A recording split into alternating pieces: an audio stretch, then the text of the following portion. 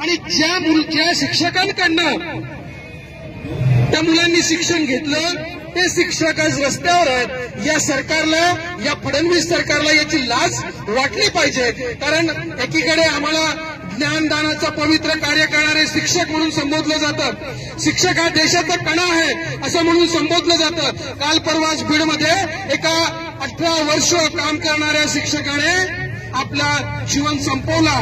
तरी सुद्धा या हिगरगट्ट सरकारला जाग येत नाहीये। सरकारने 2005 पूर्वी ज्यांची जाहिरात आहे त्यांना जुनी पेन्शन योजना लागू केली। या सरकारला माझा सवाल आहे की 2005 पूर्वी जे शिक्षक आपल्या सेवेमध्ये रुजू झाले त्यांना सरकार का पेन्शन देत नाही, याच्यासाठी खूप मोठं आंदोलन उभारण्याची गरज आहे। अतिशय नैसर्गिक विषय आहे। त्यावेळेस ज्यावेळेस तुम्ही लागलात त्यावेळेस आपल्या शाळांना अंशतः अनुदान होतं, काही शाळांना तर 100% अनुदान होतं, पण तुकडी अनुदानावर नव्हती। म्हणजे एक बघा, शाळा अनुदानावर आहे पण तुकडी अनुदानावर नाही।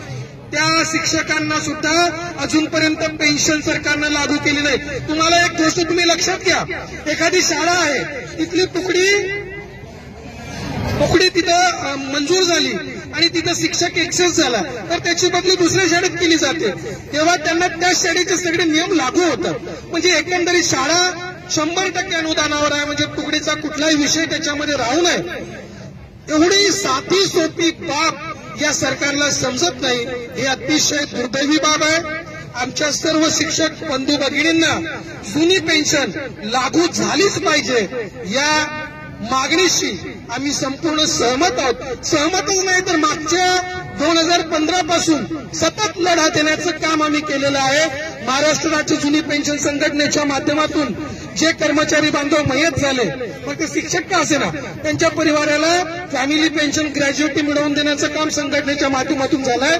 खूप मोठा लढा, जवळपास 5-5 लाख कर्मचारी नागपूर सारख्या ठिकाणी, मुंबई सारख्या ठिकाणी येऊन आंदोलन केलं, तेव्हा सरकारला कुठंतरी जाग आली।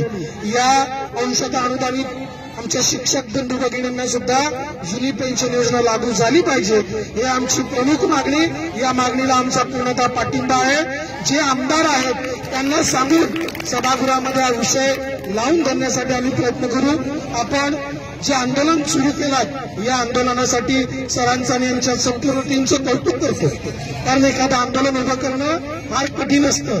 हे आम्ही तुमच्यासारखंच आम्ही जेव्हा सुरुवात केली तशीच करायची, परंतु जसा जसा आपला काम वाढत जाईल, जसं जसं सरकारवर दबाव वाढत जाईल, तेव्हा सगळी मंडळी इथे उपस्थित होईल। त्याच्यामुळे संख्येवर कधी आपण जाऊ नका, नाराज होऊ नका। हे आज एवढे, उद्या याच्या 5 पट संख्या इथं मुंबईमध्ये उपस्थित होईल आणि आपला प्रश्न निश्चित सुटेल एवढं बोलतो आणि सगळ्यांना आंदोलनाच्या, संघर्षाच्या या वाटेवर आम्ही तुमच्या सोबत सहभागी आहोत एवढं सांगतो। धन्यवाद।